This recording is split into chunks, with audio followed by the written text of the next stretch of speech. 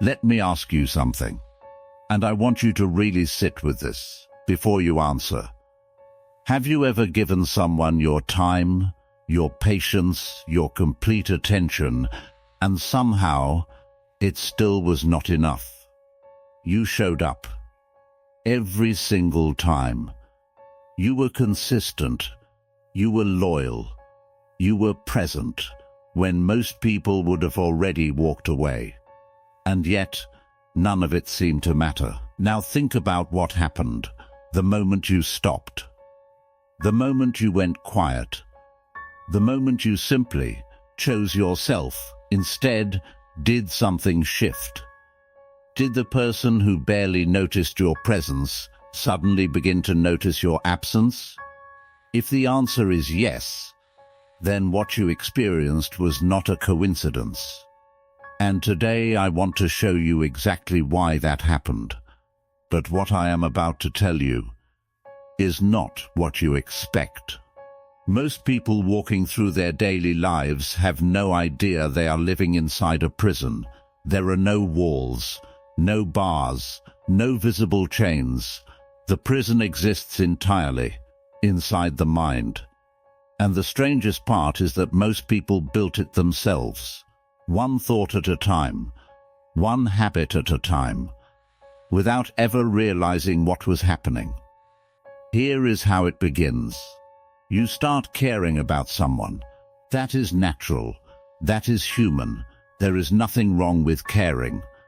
But somewhere along the way, caring quietly transforms into something else. It stops being about genuine connection and starts becoming about constant watching, constant waiting, constant measuring. You send a message and immediately begin waiting for the reply. The reply arrives and your mood lifts. The reply does not arrive, and your mind begins searching. You read into tone. You examine small details.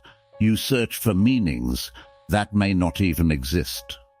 And here is the dangerous part. The more attention you give someone, the less attention you give yourself. And eventually they become your entire focus while you slowly disappear from your own life.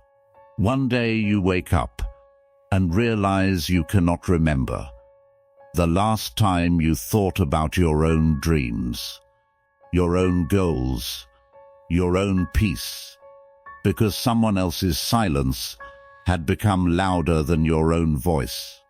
Marcus Aurelius wrote something in his private journal that sounds almost too simple when you first read it.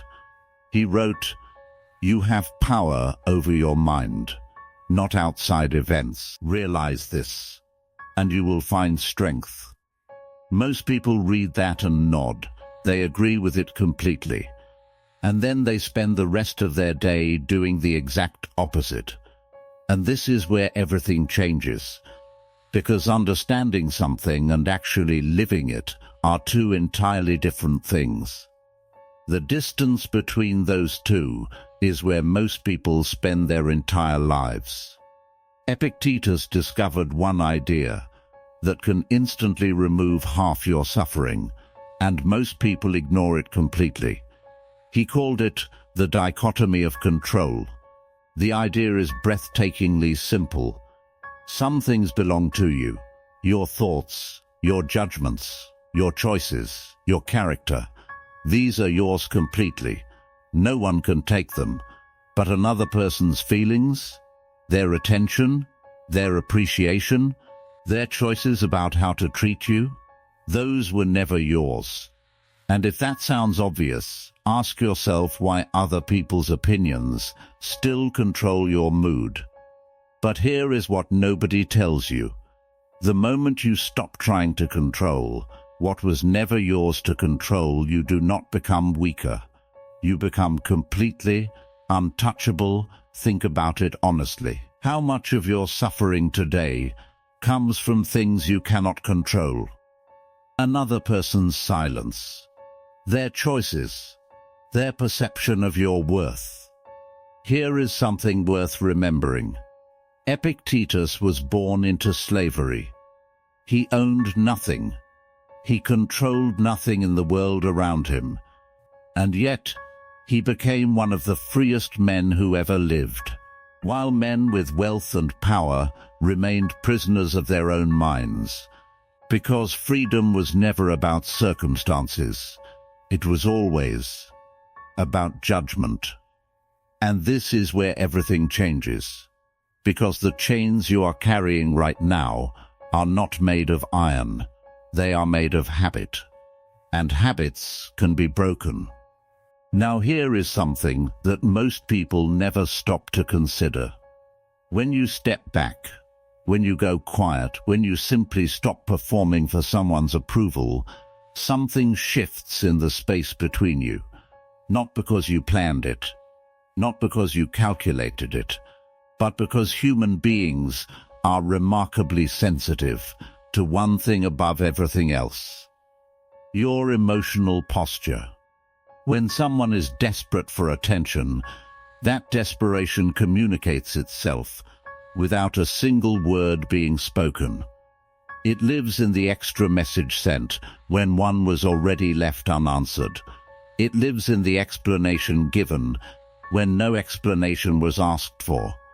It lives in the way a person shrinks, just slightly, every time they sense disapproval. People may not be able to name what they are feeling, but they feel it. And here is what most people never realize. Neediness does not create closeness. It creates distance.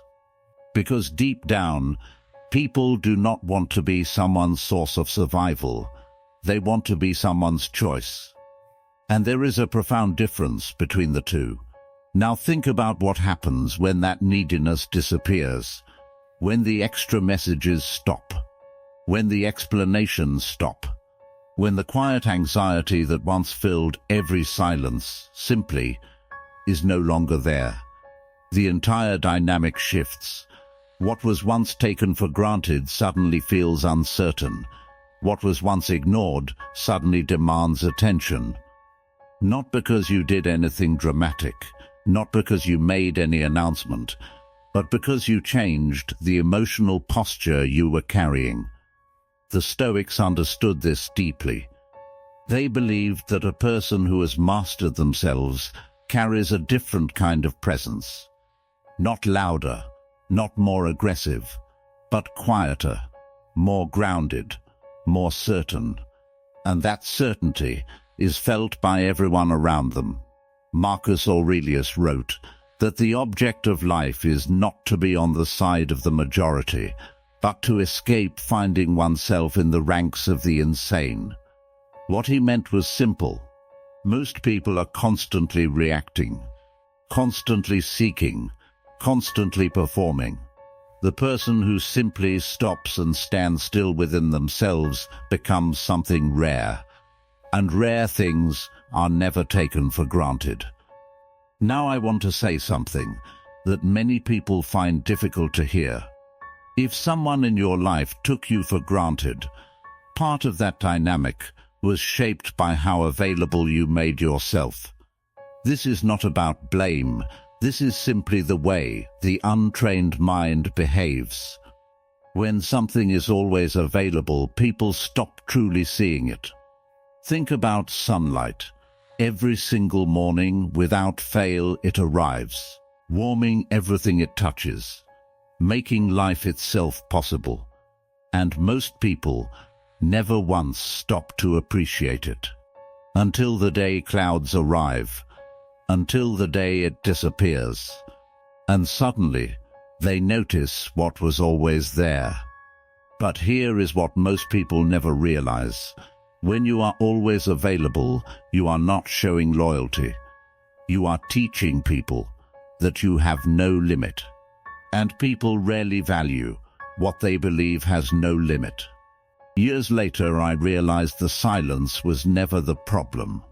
My dependence on their attention was the moment that changes. Everything changes with it. If stepping back is so powerful, why do so many people find it nearly impossible to do?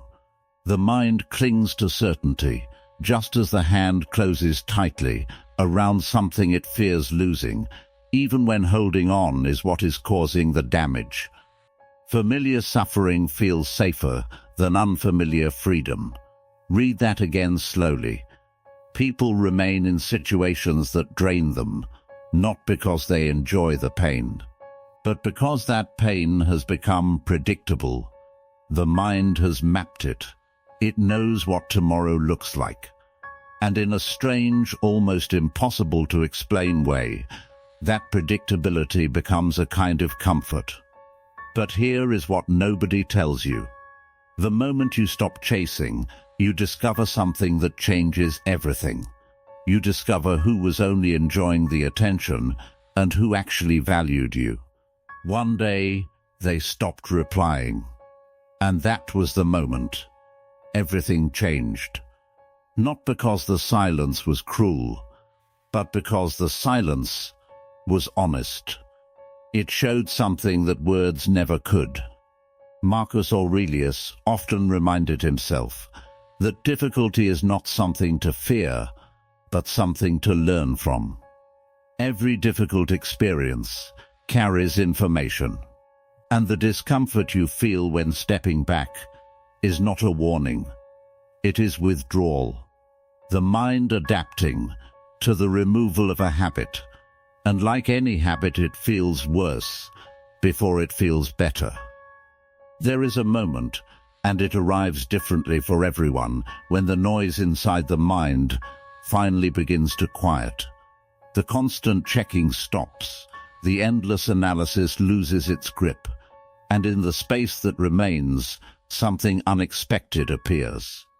Clarity, and what you discover in that clarity, is often the truth you spent months trying not to see. Patterns you had explained away. Behavior you had made excuses for. Truths that had been obvious to everyone around you, but invisible to yourself, because hope had painted over them. And this is the part nobody wants to hear. Hope is a beautiful thing. When it inspires growth, it is one of the most powerful forces in human life. But when it is used to avoid reality, it becomes one of the most quietly destructive. Many people do not fall in love with who someone is. They fall in love with who they believe that person could become. They invest in potential while ignoring evidence. They build entire futures around possibilities that have been contradicted again and again by the actual behavior in front of them. And silence, that quiet stepping back, removes the daily effort.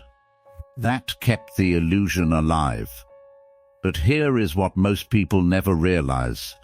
The moment you stop rewriting reality to fit hope, reality does something remarkable. It begins to show you exactly what was always there. And in that honesty, something new becomes possible. Something that could not exist, while the illusion was still alive. Something else happens during this process that most people do not anticipate. You begin to notice how much of yourself you quietly gave away. Every time you over-explained yourself, you gave away a piece of your judgment. Every time you chased reassurance, you gave away a piece of your stability. Every time you made yourself smaller to keep someone comfortable, you gave away a piece of your character. Little by little, so gradually you never noticed, the center of your self-worth moved from inside you to outside you. And this is where everything changes. Epictetus said something that cuts straight through all of this. No man is free who is not master of himself, not master of circumstances, not master of other people's judgments, master of himself. That is where virtue actually lives. Not in how others treat you, not in whether you receive the recognition you deserve, but in the relationship you have with your own character, with your own choices, with your own standard of conduct, regardless of whether anyone else notices. That is Stoic virtue, not a performance, not a reputation, a private, daily discipline. Imagine two people. Both of them experience the same rejection, the same silence, the same feeling of being overlooked. The first person spends years trying to be chosen, adjusting, shrinking, waiting for someone else to decide their worth. The second person spends those same years becoming someone, building quietly, growing without an audience, learning without applause, rising without permission. But here is what most people never realize. The difference between them was never talent. It was never luck. It was simply where they chose to direct their attention. One looked outward for confirmation, the other looked inward for direction, and only one of them ended up free. Marcus Aurelius believed that character is not built in dramatic moments. It is built in the quiet repetition of daily choices. The decision to rise even when rest would be easier. The decision to hold a standard even when no one is watching. The decision to treat your own time, your own attention, your own energy with the same respect you wish others would show it. A river does not ask for permission to reach the sea. It simply moves. Consistent, patient, certain of its direction. And this is where everything changes, because the moment you begin moving with that same quiet certainty, the emotional posture you carry completely transforms. People feel it. They cannot always name it, but they feel it. Most people expect a dramatic moment, a sudden rush of confidence, a morning where they wake up and everything feels different. That is not how it works. Real transformation is quiet. It arrives without announcement. It does not knock loudly at the door. It simply settles in. Like the way a room slowly fills with light, not all at once, but gradually, until the darkness is simply no longer there. You begin noticing small things first. You wake up, and your first thought is not about them. You go through your morning and realize an hour has passed, without once checking your phone. You make a decision and do not immediately wonder what they would think. These moments seem small, but they are not small. They are evidence. Evidence that something fundamental has shifted inside you. And here is what most people never realize. The person you are becoming in those quiet moments is more powerful than anything you could have forced through effort. Because effort driven by fear exhausts itself. But growth driven by self-respect only deepens. Seneca wrote something that very few people truly absorb. He wrote, "It is not that I am brave, it is that I know what is truly mine and what is not." That distinction changes everything. Because once you know what is truly yours, you stop fighting for things that were never yours to keep. You stop shrinking for people who never deserved your full size. You stop explaining yourself to those who had already decided what they wished to believe. And in that stopping, something extraordinary happens. The energy you were spending trying to hold things together becomes available. Available for your growth, available for your purpose, available for the version of yourself that was waiting quietly on the other side of all that noise. But here is the final truth. That version of you was never lost. It was simply buried beneath someone else's opinion of your worth. And the moment you stop letting that opinion define you, you begin to find your way back, not to who you were before, but to who you were always meant to become. So let me bring this back to where we began. You gave someone everything, and they did not fully see it until you stopped. That was not a failure. That was information. It was the moment reality finally became loud enough to hear. And what it was telling you was not that you are not enough.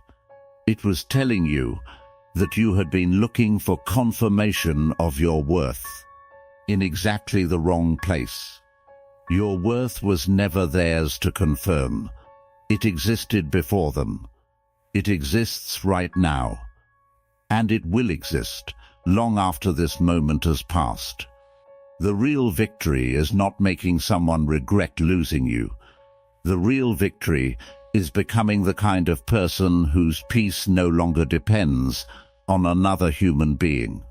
Real strength is quiet, real confidence is steady, and real freedom begins the moment your peace stops depending on what someone else chooses to do. Seneca wrote, "The whole future lies in uncertainty. Live immediately, not tomorrow, not once someone finally understands. Now, from exactly where you are, with exactly what you have. Because peace does not come from controlling other people. It comes from governing yourself. The day you stop needing their validation is the day you'll finally become free. Keep choosing growth. Keep choosing virtue. Keep choosing the path that leads back to yourself." If something in today's message reached something real inside you, drop one word in the comments. Just one word, describing what you feel right now.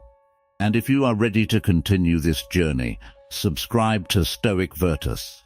Because here we do not simply collect ideas, we build character. Until next time, take care and keep moving forward.